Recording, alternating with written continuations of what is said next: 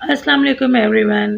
कैसे हैं आप सब लोग? आई होप कि आप सब लोग बिल्कुल ठीक ठाक होंगे। नाज़रीन, आज का टॉपिक जो है वो बहुत ही इंटरेस्टिंग है, बहुत मिस्टीरियस है, तो इसलिए आपको इसके बारे में जानकर और इसको सुनकर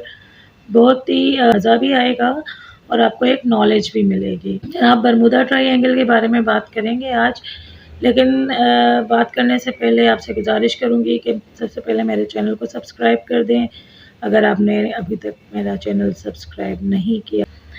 नाज़रीन, बहुत सारी मिस्टीरियस और पुरस्रार वाक़यात से हमारी जो दुनिया है, दुनिया के वाक़यात हैं, वो भरे हुए हैं। लेकिन इस वक्त हम जो सबसे ज़्यादा कही और सुनी जाने वाली अनदेखी जो एक कहानी है, वो है बरमूडा ट्रायंगल। मैं इसको कहानी इसलिए कह रही हूँ कि जो वाक़यात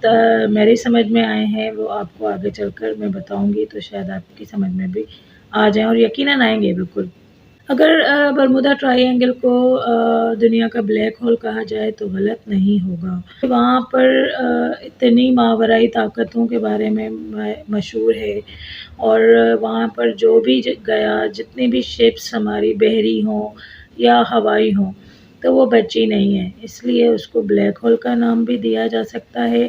उसको डेविल्स ट्रायंगल भी कहा जाता है, उसको द हुडू सी भी कहा जाता है। ये जो है वाक़या है बहराए ओकेनूस के, यानी कि साउथ ओशन अटलांटिक में, अमेरिका की एक रियासत है फ्लोरिडा में। और ये एक जज़ीरा जो है वो ईस्ट 300 जो है वो जज़ीरों पर मुश्तमिल ये एक जज़ीरा है। अच्छा, 400 सालों से यहाँ पर रहा कोई नहीं है, आबादी कोई नहीं हो सका, हालाँकि ये जज़ीरा है और यहाँ पर लोग जो है वो सयाहत करने आते थे पहले, लेकिन फिर इस तरह के वाक़यात जब से रोनुमा होना शुरू हुए तो लोगों ने वहाँ जाना अपना बंद कर दिया। और लोगों ने पढ़ा भी होगा, इतने सैकड़ों हज़ारों शिप्स, चाहे हवाई तैयारे हों, चाहे बहरी शिप्स हों, वो इसने अपने अंदर समो लिए हैं इस समंदर ने। तो 19वीं सदी की शुरुआत से लेकर यहाँ पर अजीब तरह के वाक़यात रोनुमा होते आ रहे हैं, जिस पर हज़ारों रिपोर्ट्स मौजूद हैं। कुछ शिप्स बिना किसी वैलिड रीज़न के वो वहाँ पर खाली पाई गई, यानी कि वो मुसाफिरों से, इंसानों से खाली पाई गई, और कुछ तो मिली ही नहीं, और कुछ जो कि एयरक्राफ्ट्स थे वो उनके साथ भी यही वाक़यात मंसूब हैं कि वो वहाँ जाते तो थे लेकिन विदाउट एनी रीज़न वो वहाँ से गायब हो जाते थे। तो कहा तो ये भी जाता है कि जो है वो एक पैरानॉर्मल जो सुपर पावर्स होती हैं वो उनसे ये जज़ीरा भरा हुआ है और वहाँ पर वो ऐसी पैरानॉर्मल एक्टिविटीज़ मौजूद हैं कि वो किसी को वहाँ पर दखुल की इजाज़त नहीं देती। लेकिन सच अगर देखा जाए तो ये भी है कि हमारी साइंस जो हमें, हमारे दिमाग को, हमारी अक़ल को इस बात पर सोचने पर मजबूर कर देती है कि आज की दुनिया में भी सुपर पावर्स के लिए हम लोग इतने मतलब मानते हैं। बिल्कुल जिन्नातों का और उन सब चीज़ों का कुरान पाक में भी ज़िक्र है। लेकिन इस तरह के सुपर पावर्स के, जिसको हम दज्जाल की पावर्स कहें, जिसको हम जो है वो एक शैतान की पावर्स कहें, तो वहाँ पर मैं आपको साइंसी कुछ नॉलेज दूँगी कि हमारा जो साइंस है, मैं तो ये समझती हूँ कि एनवायरमेंटल भी और जियोग्राफिकल भी यहाँ पर जो है वो कुछ ऐसी चीज़ें हैं, आई मीन कि शायद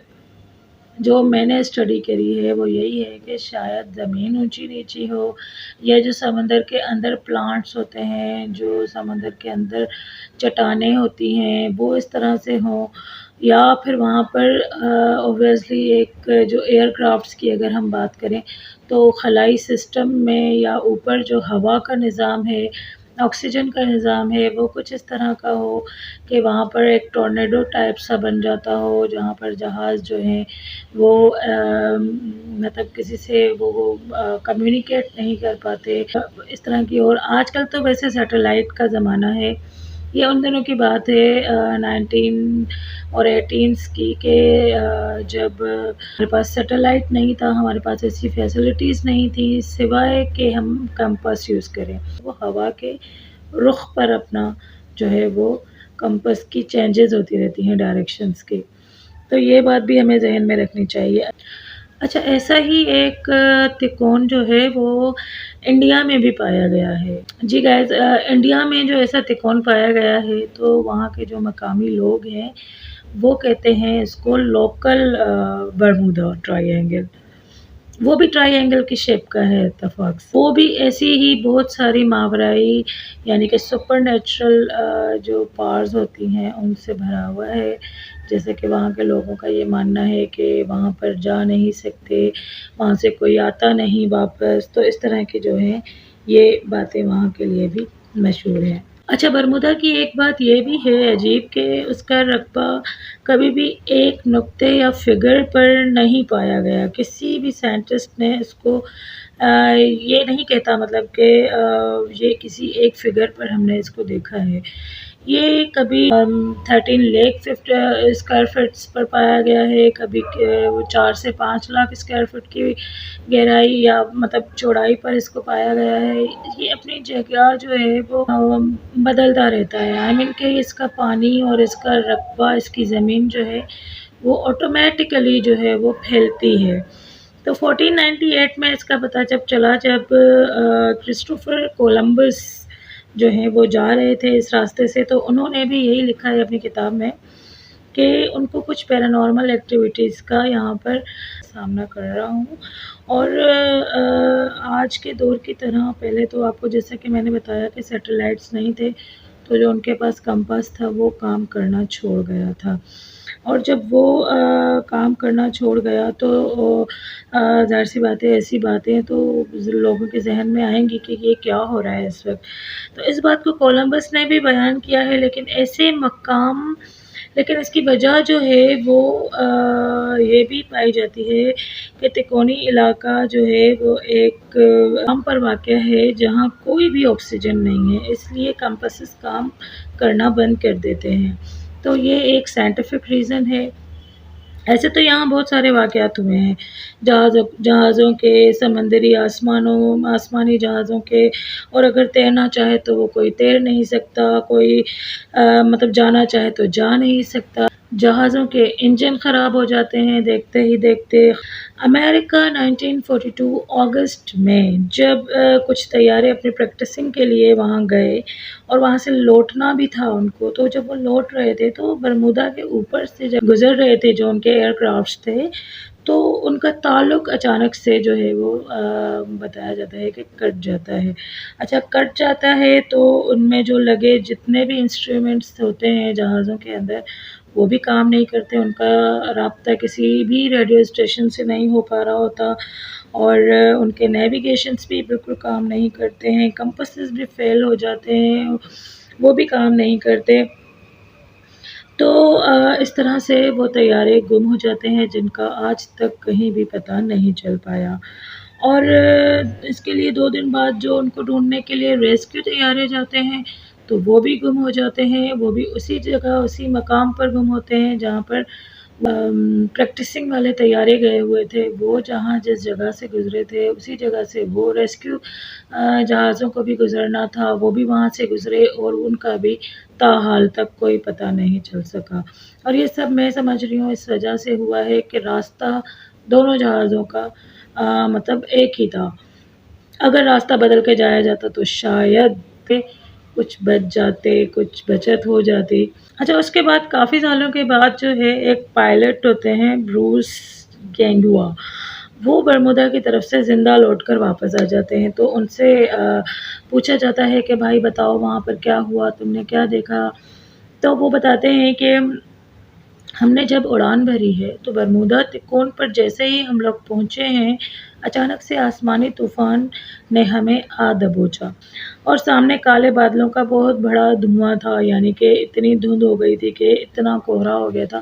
ہمیں کچھ بھی دکھائی نہیں دے رہا تھا۔ اور جب ہم ان بادلوں کے اندر گئے، بادل نخواستہ ان کو جانا تو پڑا نا، کیونکہ وہ جہاز میں تھے اور ان کو ان کا سفر طے کرنا تھا۔ وہ جب ان کے اندر گھس گئے تو وہاں پر ان کے کسی ریڈیو سسٹم نے کام نہیں کیا، تو ان کی ریڈیو فریکوینسی جو ہے وہ آٹومیٹیکلی بہت تیز ہو گئی تھی، اور تقریباً 3 منٹ کا فاصلہ جو تھا وہ انہوں نے مطلب وہ ایک بہت لمبا فاصلہ تھا، اور وہ جو اس وقت ان کے جہاز نے تیزی پکڑ لی تھی، ان کی رفتار نے جہاز کی، تو وہ اس 3-4 منٹ کے جو ڈسٹینس ہے وہ اس کے بعد اس زون سے باہر نکلے، اور جو اپنی منزل مقصود پر انہوں نے جیسے ہی لینڈ کیا تو جو ہے وہ انہوں نے شکر کا سانس لیا، اور جیسے ہی اچھا وہ ان بادلوں سے باہر نکلے تو انہوں نے دیکھا آگے تو موسم بالکل صحیح ہے، آگے کچھ بھی نہیں ہے، اور اس طرح سے انہوں نے لینڈ کر دیا بخیر و عافیت۔ دوستوں، جدید دور میں یہ بات ثابت ہو گئی ہے کہ برمودا ٹرائی اینگل دنیا کے 10 خطرناک جگہوں میں جسے شمار کیا جاتا تھا اب نہیں ہوتا ہے، کیونکہ وہاں پر کوئی سپر پاورز نہیں ہیں، وہاں پر کوئی ایسی سپر نیچرل پاورز نہیں ہیں، کوئی ایسے واقعات نہیں ہوتے ہیں، بس ایک لاجیکل ریزن جو ہے وہ ہے کہ سائنٹیفک لاجیکل ریزن ہے، یہ پتہ لگا ہے کہ اس تکون کے نیچے جو ہے نا سمندر کی گہرائی میں، جیسے کہ میں نے آپ کو بتایا کہ چٹانیں ہوتی ہیں، پہاڑ ہوتے ہیں، تو کچھ لاوا والی چٹانیں ہیں، یعنی کہ ان سے آتش فشاں جس کو کہتے ہیں اردو میں، وہ آتش فشاں والے لاوا والے جو ہیں وہ اس کے نیچے پہاڑ بنے ہوئے ہیں، اس تکون کے نیچے، اور جو زہریلا مادہ نکلتا ہے وہ پانی میں سمندر میں مکس ہو کر اس کو مطلب جو گیسز ان کی خارج ہوتی ہیں اور وہ پانی میں ملتی ہے تو وہ میتھین بناتی ہیں، اور گائز آپ لوگ گوگل کر لیجئے گا یا آپ لوگ اس کے بارے میں اسٹڈی کر لیجئے گا کہ میتھین ایک بہت ہی زیادہ زہریلی گیس ہوتی ہے، اور یہ جو ہے وہ بہت زیادہ مقدار میں لاوا سے جب نکلتی ہے تو اوبویسلی پورے سمندر میں وہ خارج ہوتی ہے اور اس تکون والے ایریا میں جو ہے وہ پھیل جاتی ہے۔ ایک کے بعد ایک جو ہیں یہ آتش فشاں پہاڑ بنے ہوئے ہیں اس زمین کے نیچے، اگر آپ اس کو گوگل پر سرچ کریں گے تو آپ کو یہ بنا ہے وہ دکھائی دے گا، یا ابھی میرے اسکرین پر بھی آپ کو نظر آ رہا ہوگا کہ اس طرح کے جو لاوا ہوتے ہیں وہ پانی کے اندر بھی پائے جاتے ہیں۔ تو میتھین جو ہے وہ جب پانی میں ملتا ہے تو پانی کی ڈینسٹی کو، سمندر کی ڈینسٹی کو وہ گھٹا دیتا ہے۔ اس طرح سے جب سمندر کی ڈینسٹی ختم ہو جاتی ہے تو جہازوں کو سمندر کی آپ کو پتہ ہے کہ اگر نہیں بھی پتہ تو پتہ چل جائے گا کہ جہاز جو ڈیزائن کیے جاتے ہیں، جو انجینئرز جہازوں کو ڈیزائن کرتے ہیں وہ سمندر کی ڈینسٹی کے حساب سے کرتے ہیں، تو جناب جی جب ان کی ڈینسٹی ختم ہو جائے گی تو جہاز سروائیو کیسے کرے گا، وہ چلے گا کیسے، کہ وہاں پر تو کوئی اس طرح کا راستہ پائلٹ کو، کیپٹن کو نظر نہیں آ رہا ہوتا، وہ روڈ تو ہے نہیں، وہ تو پانی ہے، تو اس لیے وہ جو ہے وہاں پر ان کو سمجھ نہیں آ رہی ہوتی اور ان کے رابطے کٹ جاتے ہیں باہری تمام ریڈاروں سے، اس لیے وہ کسی سے کمیونیکیٹ بھی نہیں کر پاتے، کسی کو اپنا مسئلہ بھی نہیں بتا پاتے۔ اوکے، اچھا، زمین جب لاوا اٹھتا ہے اس سے جب میتھین نکلتا ہے تو زمین اندر کی طرف دھنستی ہے، جب دھنستی ہے تو وہ ڈوبنے کی وجہ بنتی ہے۔ اس طرح سے ہمارے جو بحری شپس ہیں جتنے بھی سمندر میں ڈوبے ہیں وہ ان کی وجہ یہی ہے۔ اور بات رہی ہوائی جہازوں کی تو جناب ماہرین نے بتایا ہے کہ برمودا کے اطراف میں بہت ساری تکون کی شکل کے جو ہیں وہ پہاڑیاں بنی ہوئی ہیں، بہت اونچی اونچی پہاڑیاں ہیں، مطلب سب اونچی نہیں ہیں لیکن اونچی نیچی بہت ساری پہاڑیاں وہاں پر بنی ہوئی ہیں، تو جس کی وجہ سے جو ہے وہ ہوا کا جو تسلسل ہے وہ وہاں پر بڑھتا گھٹتا رہتا ہے، اور وہ ہوا جو ہے وہ اپنی جہاں پر اس کا رخ ہوتا ہے اسی کی طرف وہ چیزوں کو دھکیلتی ہے۔ آپ نے دیکھا ہوگا کہ جب ہمارے پاس بھی زیادہ ہوا چل رہی ہوتی ہے تو ہم جس طرف کو جا رہے ہوتے ہیں ہم اس طرف بڑھ نہیں پاتے، یا اگر ہم جا رہے ہیں تو ہوا کا رخ اگر ہمارے پیچھے کی طرف سے ہے تو وہ ہمیں تیزی سے دھکیلتی ہوئی آگے لے جاتی ہے، تو جو ہے ہوا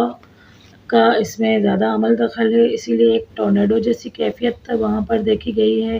جو بھی وہاں پر گئے ہیں